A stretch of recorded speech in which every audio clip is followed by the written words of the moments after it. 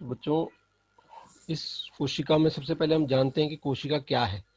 तो कोशिका को जब हम ये कहते हैं कि कोशिका जो है किसी भी जीव की एक संरचनात्मक और है ना क्रियात्मक इकाई है।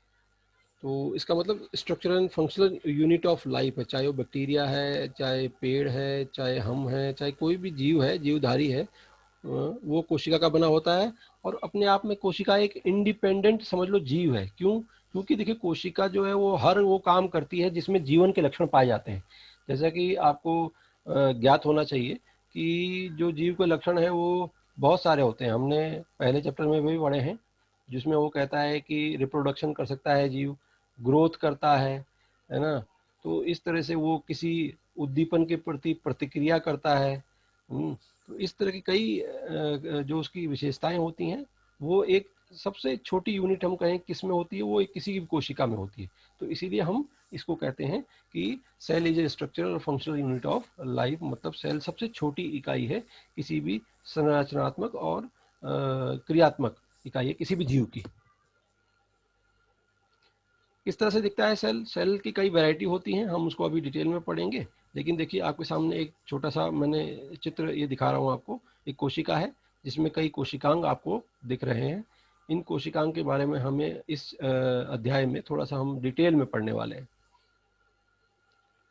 तो हम बात करते हैं सबसे पहले डिस्कवरी ऑफ सेल, मतलब कि खोज किसने करी थी। वो रॉबर्ट हुक थे। 1665 में उन्होंने ये खोज करी थी। और एक्चुअली क्या था, उस जमाने में माइक्रोस्कोप जो थे, सूक्ष्मदर्शी जो थे, वो इतने पावरफुल नहीं होते थे। तो फिर भी मतलब इस तरह से इतने लायक थे कि वो इनको देख पाए। तो उन्होंने क्या किया, उन्होंने एक देखा अपने माइक्रोस्कोप में कि उनको कुछ इस तरह से नजर आया, जैसे जैसे उतने उनको वो कुछ इस तरह नजर आया जैसे मधुमक्खी का छत्ता जैसे है। उनमें छेद छेद नजर आए। ये देखिए, ये छेद नजर आया उनको कॉर्क में। तो उन्होंने उसको सेल्स का नाम दे दिया। मतलब उन्होंने इसलिए दिया कि क्योंकि वो उनको लगता था जैसे वो चैम्बर होते हैं ना, मोनेस्ट्री जो होती है, मोनेस्ट्री मैंने जो उनके चर्च वगैरह होते हैं ना, उनमें अलग अलग खाने होते हैं, जैसे जैसे अलमारी के अंदर खाने होते हैं, उस टाइप से उन्होंने चैम्बर्स को देखा। तो उन्होंने चैम्बर कह दिया कि ये भी इस तरह चैम्बर से नजर आ रहे हैं, तो सेल का नाम दिया। सिद्धांत के लिए बेसिकली हम तीन साइंटिस्टों के नाम लेते हैं, जिनमें एक मैथियस स्लेडिन थे, एक थियोडोर श्वान थे, और एक रुडोल्फ वर्चू।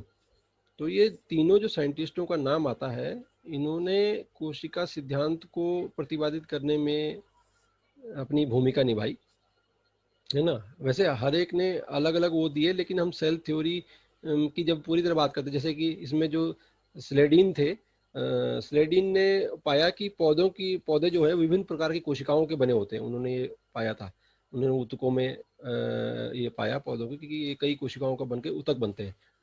इसी तरह से करीब 1839 के आसपास जो ये ब्रिटिश साइंटिस्ट थे थियोडोर श्वान, इन्होंने भी कोशिका अध्ययन में यही पाया कि कोशिकाओं को जो है वो एक पतली झिल्ली पाई जाती है कोशिकाओं की, जिसे उन्होंने कहा जीव द्रव झिल्ली का नाम दिया, है ना। पादप ऊतकों के अध्ययन में इन्होंने भी पाया कि जो कोशिका भित्ति मिलती है उनमें ये उनकी विशेषता है। उन्होंने भी फिर ये और कई प्राणियों और उसके बाद उन्होंने वनस्पति, ये जो पेड़ पौधों में की शरीर की संरचना को देखा, और उनमें उन्होंने कहा कि ये सब कैसे कोशिका से मिलके बने, ठीक है ना।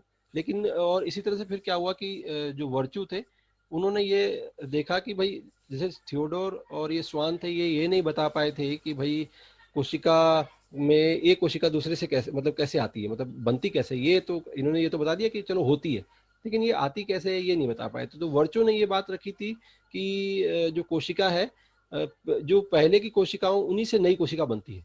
मतलब कोई हवा से नहीं आ जाती है कोशिका। कोशिका जन्म लेती है किसी और कोशिका से, जिसको हम आज जानते हैं ना, जैसे माइटोसिस डिवीजन होता है ना, अगुणित डिवीजन है। तो वो सब बातें इन्होंने बताई, किसने? वर्चू ने, रुडोल्फ वर्चू ने।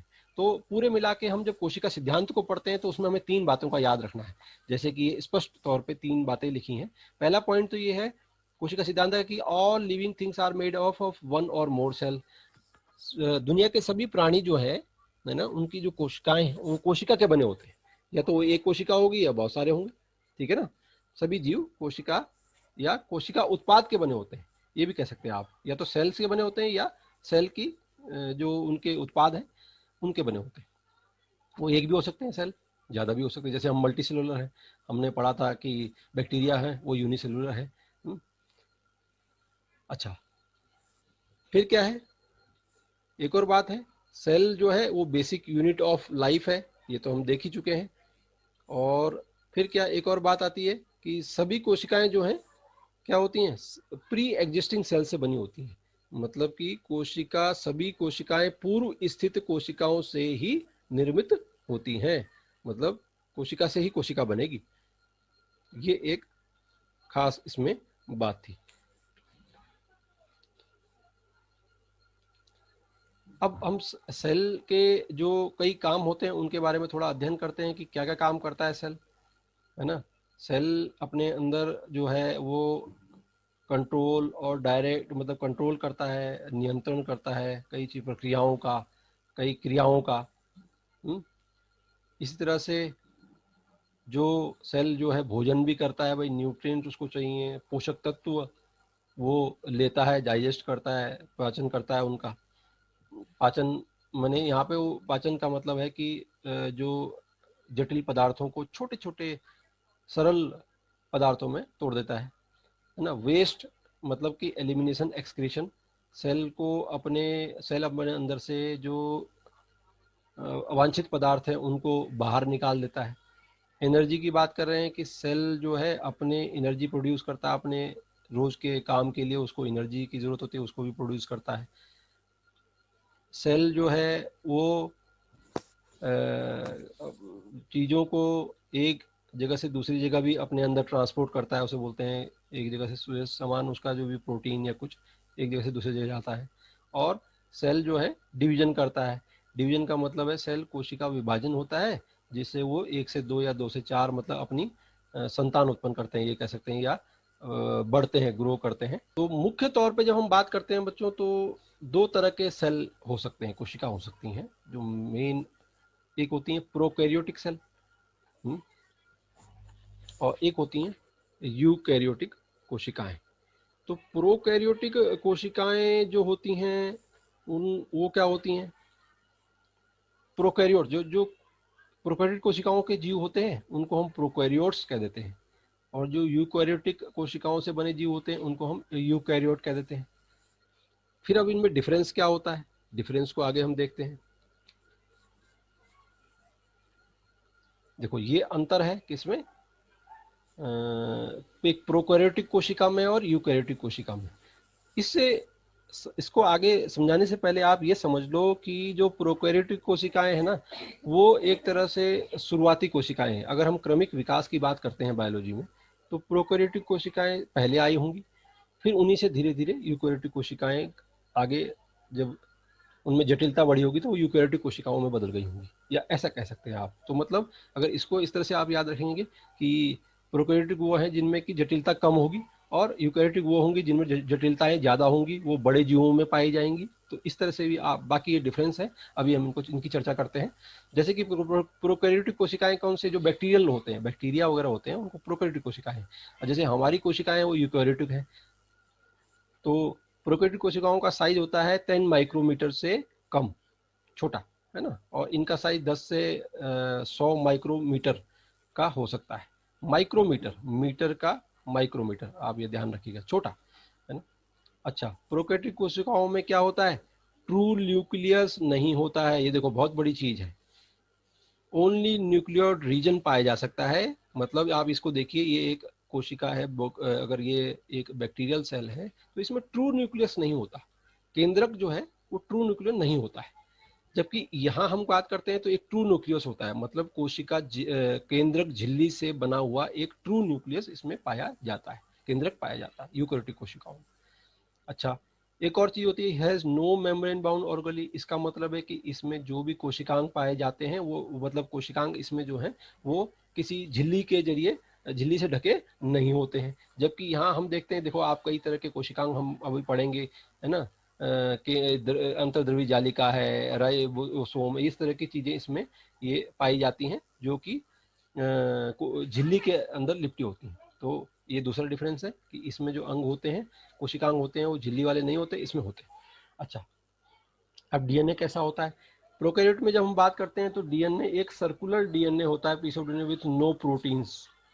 मतलब कि इसमें डीएनए जो है वो स्वतंत्र रूप से घूमता है, एक सर्कुलर माने गोल आकार में, जैसे लड़ी होती है उस टाइप से इसमें मिलता है।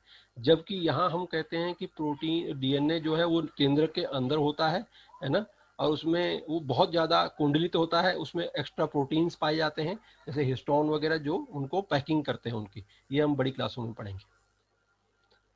फिर आते हैं इस रिबोसोम होते हैं, स्मॉल रिबोसोम यूनिट होती है, रिबोसोम्स होते हैं इनके, है ना, उनको 70S रिबोसोम भी कहते हैं हम। यहाँ लार्ज रिबोसोम होते हैं, उनको हम 80S रिबोसोम कहते हैं। All prokaryotic units prokaryotes are unicellular organism.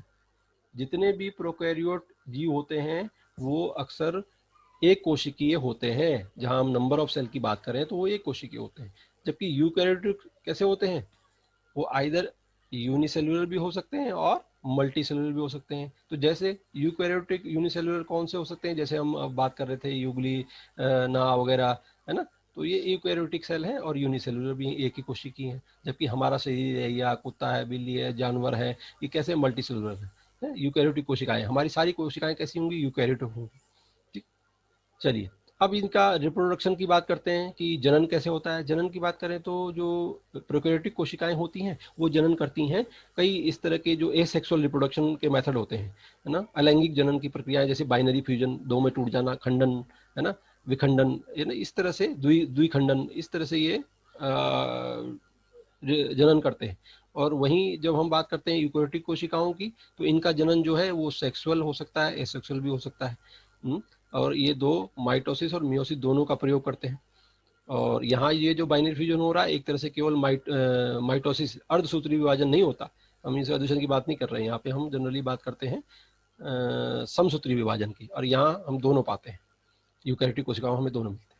तो एग्जाम्पल नीचे दिए हुए हैं, जैसे प्रोकैरियोट में यू बैक्टीरिया, आर्ची बैक्टीरिया, जिनके बारे में हम पहले पढ़ चुके हैं, तो ये सारे प्रोकैरियोट्स कहलाते हैं। और प्रोटिस्टा, फंजाई, प्लांट, एनिमल्स, ये जितनी भी कोशिकाएं हैं, इनकी कोशिकाएं कैसी होती हैं? यूकैरियोटिक कोशिकाएं हैं। तो ये बच्चों आपको याद रखना है